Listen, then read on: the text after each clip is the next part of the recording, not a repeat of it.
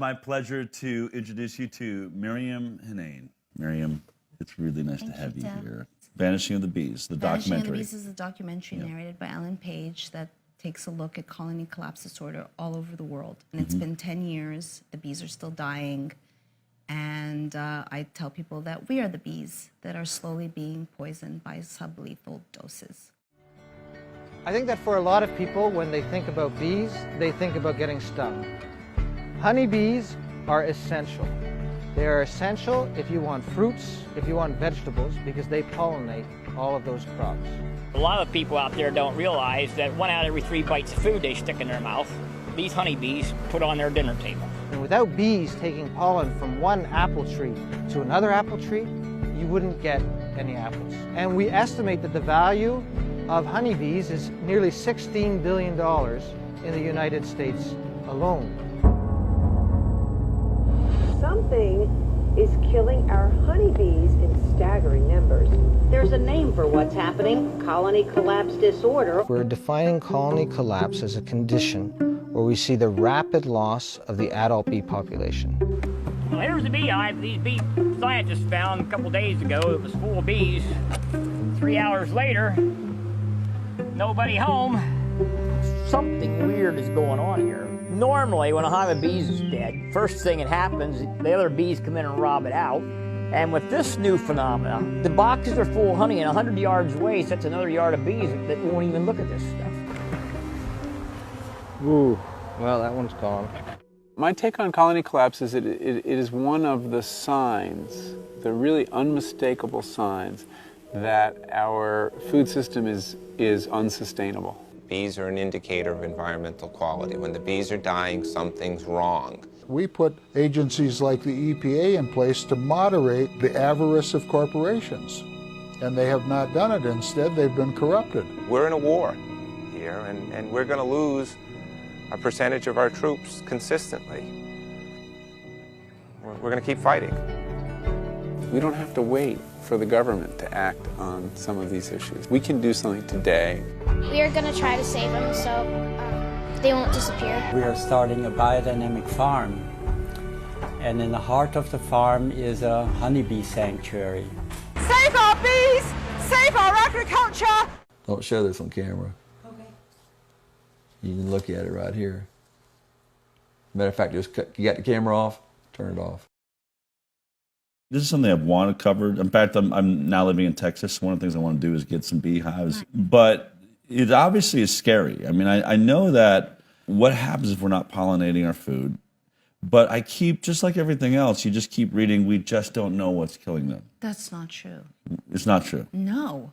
Okay. We know we blew the whistle on Bayer Crop Science and these systemic pesticides. And what's insidious about whether we're talking about bees or humans is we've created a perfect storm with all these variables where you can't say this definitively is what's happening. Yeah. But with the bees, the systemic pesticides are nicotine-based. They whittle down the immune system, and then the bees take back the neonicotinoids in the form of pollen and honey and store it, and then it affects the next generations because the queen is laying 2,500 eggs a day. She's a baby-making machine. So you can't see it right away, and then with colony collapse, the bees in a very short amount of time disappear, like in hours. There was, in fact, one time we were in Florida. We visited the bees the day before. The next day we came, they were all gone. So initially it was a mystery, and then by the time, 4 years of shooting later, it was like, how is this still deemed a mystery? Kind of similar to vaccines. Right. So there was this article in The Cut, and the title was, Almond Milk is Even More Evil Than You Thought. I wasn't actually thinking that almond milk was evil prior to reading that. But the article sort of says that it was all about the bee die-off, like all the almonds we grow, huge. I mean, I guess we supply a lot of the almonds in 80%. California. So 80% of the world's supply of almonds are coming from California. And they were saying how, there's multiple reasons why they think that this may be causing bee die-off. But the one that I was like, it seems like baloney. I'm thinking, is it pesticides, is it herbicides? I mean, you got to think I'm on that front. I mean, I always think Monsanto, somebody's really behind, these chemicals has got to be it. But they're saying that one of the things is that the bees are like overworked, that they're just having to travel too much and that there's so much to pollinate. They even said that they plant other things so they can get a different blossom or that's something nice. to somehow Because is it true? Are bees are they overworked? Is let that me even reasonable? break it down. They're indentured slaves. Okay. They're looked at as a commodity. They're shipped via 18-wheelers from monoculture to monoculture. So they don't have, like, imagine just eating one thing for for 4 weeks. So they're not getting, an array of different flower sources. Okay. And when you talk about almonds, you're bringing, like, the beekeepers are staying alive because of the almond crops, because now they're getting about $225 or $200 a hive, whereas back in the day it was maybe $80. So all the beekeepers from all over the country are wheeling in, and so now it's like a collection where all different bees are hanging out and they can mix viruses and whatnot. Secondly, they've sprayed fungicides. If you want to talk about almond milk, there's carrageenan in it, which is inflammatory to the gut lining. All almonds are radiated. It's just on and on and on. If we really take a deep dive into food, that's why I'm considered a food Nazi.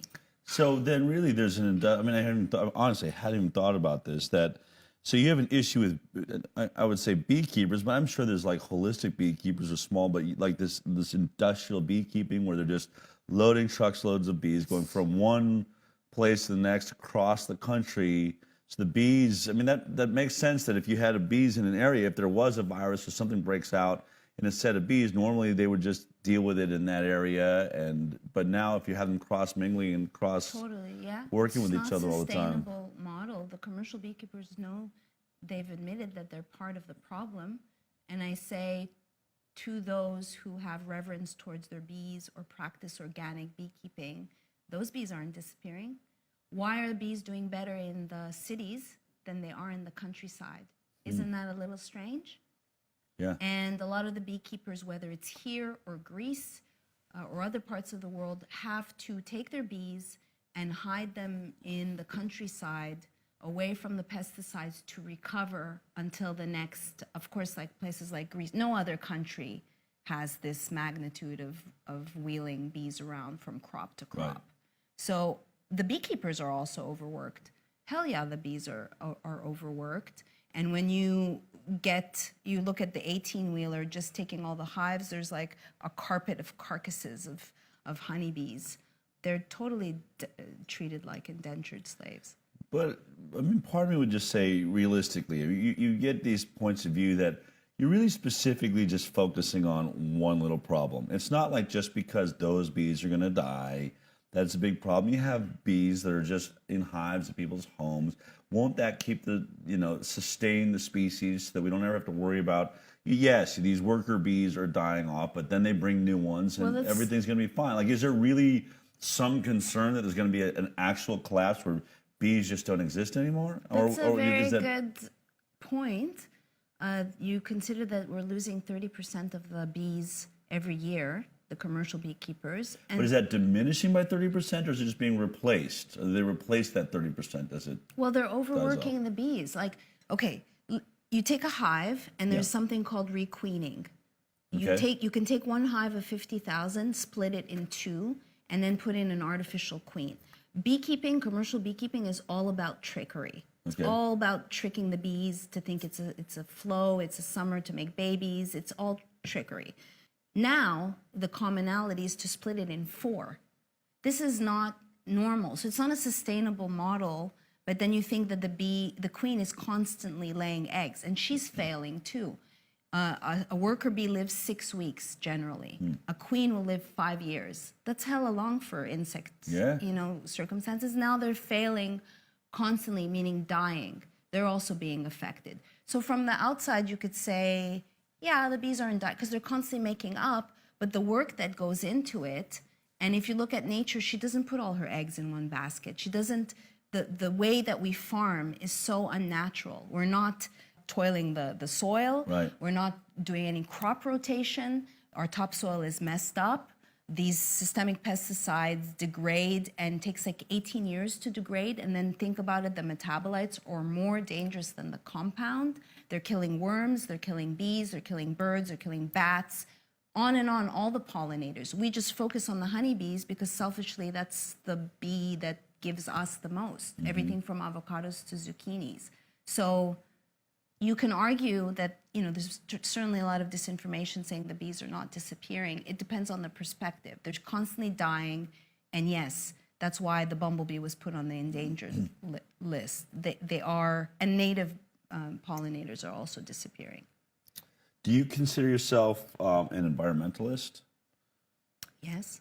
Okay. I mean, just because I know we've talked before, and we're also talking about how we're all grappling with, I think, liberal progressive values versus conservative values. On one hand, some of these issues are, you know, let people make choices, you know what I mean? And I find myself grappling, but Yes. I would agree with you. Bees are dying. We have a serious problem here. And on, you know, and we're going to talk about vaccines in a little bit, but on the one hand, I want freedom. I don't want industrial, you know, chemicals being forced into me. Then I think, am I a libertarian? You know, do I just say, well, then let's get the government out of all of this, just let things fall where they may? But if the government's not involved, who's going to stop, you know, pesticides, herbicides on our food and the bees being overused? No, the government's doing a terrible job. So, like in our film, the poster boy, David Hackenberg, who sounded the alarm on colony collapse disorder, he calls it, you know, the environmental protection, whatever, you know. Are they doing their job? Arguably not. right. And you know, about 2 years ago now, it was the 50th anniversary of Rachel Carson's Silent Spring. And here she was sounding the alarm on DDT. Right. And these systemic pesticides are found to be 5,000 to 10,000 times more toxic than DDT. Wow. And she was instrumental in creating the EPA. And now what is the EPA doing? Right. We need a government. We need an organization to police the EPA. Yeah. But they're supposed to be protecting consumers. Instead, all of our regulatory agencies now appear to me to be just protecting the industry against the consumers. I mean, we keep seeing it. EPA, Monsanto's, you know, in the EPA, the FDA, Exxon's in the EPA, CDC's got Merck, and, you know, Pfizer. All these people come from the industries and then work in your regulatory agencies. Now, you did an article. You got involved with CBD, right? In a I've discussion. been involved in CBD since the end of 2015, way before Martha Stewart and Kim Kardashian. Or even Sanjay Gupta, I suppose, saying that there may be something to this. So tell me, you were telling me you were writing an article for Marie Claire. Yeah, I was pitching a story on CBD in an age of techno-fascism, which is when I really started feeling the wrath of different, you know, whether it's PayPal or Google or Kiva or GoFundMe, all these different, just getting shut down by merchant processors for offering CBD. All right, slow this down a minute, because I don't know what techno-fascism means. Techno-fascism is, I was sharing a story with a colleague of what's happened with us, and he's like, that's techno-fascism. And I kind of just latched onto it. Okay. And then later found out there was a now deceased, I believe, lecturer called Chet Bowers who talked about techno-fascism. And it's this kind of taking for granted computer-mediated learning, where we're just, you know, depending on technology to give us information. And now we see techno-fascism, where companies like Google are controlling the information that we get. And if you look at CBD, it's a plant compound, it's non-psychoactive. It was patented in, I believe, the 90s or 2003, I'm not sure, as an antioxidant and neuroprotective. So the government acknowledges that this has value. Then they go and they put it conveniently in 2016 as a Schedule 1. Why? Because they're incubating their FDA-approved fake synthetic CBD. Conveniently, when Epidiolex... Schedule 1 meaning has no value. No medicinal value. No medicinal value whatsoever, dangerous to your health. Up there with heroin. Up there, right. Even Cocaine, though, heroin. Yeah. Right. Even though they've patented. That's crazy. So that's obviously hypocrisy. And then they conveniently took it off of Schedule 1 when Epidiolex got FDA approval. So I just share that GW Pharma, the pharmaceutical company, they have an exclusive marketing agreement with Bayer Crop Science. I call out Bayer Crop Science in my movie. So I happen to share bees and bud in common with Bayer. So is the article based on this manipulation of the market Of and all the whether or not it shutdowns, was? all the people yes. can't get paid. And I pitched it to Marie Claire, and I was very thrilled to be able to penetrate the mainstream. And it was in the last stages of editing. I got a call at my home office from the editor, and she asked me what my views were on vaccines. Which Kind of random, just out of nowhere. Yeah. And interestingly, a couple of days ago, we posted, it's kind of like on automated, some of our stories, and we had written a story on MMR back in 2017. And so she asked me what my personal take was. I said I don't throw out the baby out with the bathwater, which I realize is maybe not the best analogy to use, and that I had not written that particular story, although I had edited it, and I found myself censoring myself, which is something I don't usually do. So as soon as you were asked the question, you realized this is a weird question and I should be careful how I answer it. Yes, and they killed the story in the legal department. So how did they know you were was there some way for them to know you were looking at MMR vaccine? They looked me up. The story touched upon Honey Colony, which is my magazine and marketplace, Okay. and what had happened to Honey Colony. So they looked it up, and they found, I don't know how they came about to find the vaccine story, but certainly it was a concern if I got a call at home. Right. And then the legal department killed the story, and I ended up writing, and I had dumbed it down for Marie Claire. Yeah. And then I ended up writing it for Patriot Soapbox. But I found increasingly as a journalist that I was having a harder time getting responses. For instance, I've been told that I've written a story on Jordan Peterson, but about his carnivory, just from a functional medicine point of view, because I'm in school for functional medicine, and that's my perspective. And they told me straight out, we can't publish this story because Twitter might ban us. I had another person say, we won't run the story because he's a misogynist and a white supremacist, to which I answered, I'm a brown woman. Since we're on it, Jordan Peterson's someone who I'm fascinated by, but I've never discussed on the show. But for people that don't know who we're talking about, very quickly, who is Jordan Peterson? Canadian psychology professor that came out with a comment on transgenderism in Canada that would ultimately alter the Constitution, and he became an overnight celebrity. And I mean, he was basically being told he was a professor, is my understanding of this story, and just refused to sort of use this more pluralized language to change the English language. Should we be changing the English language for it? And he decided he wasn't going to and lost his job, I believe, right? I mean, I'm not sure if he lost his job, because really I read his book, I've listened to his talks, and I was really covering the story from the carnivory point of view. Okay. And know Carnivory that meaning only eats meat. He only eats meat. And really, overnight, his sleep apnea disappeared, his insomnia disappeared, his skin cleared up, his depression. Wow. And so with him, he was allergic to lectins and gluten and certain things. So it's controversial to just eat meat, especially for vegans and so forth. Yeah. So your CBD story gets killed. Yes. You've done a lot of stories. What are the most taboo topics? Because I always say I don't think there's any third rail that's more intense than vaccines. People will say cancer. I mean, cancer is huge, but you could talk cancer cures. You could talk, some alt health cancer stuff with friends and people 3 years ago, but you couldn't bring up vaccines. That's changing.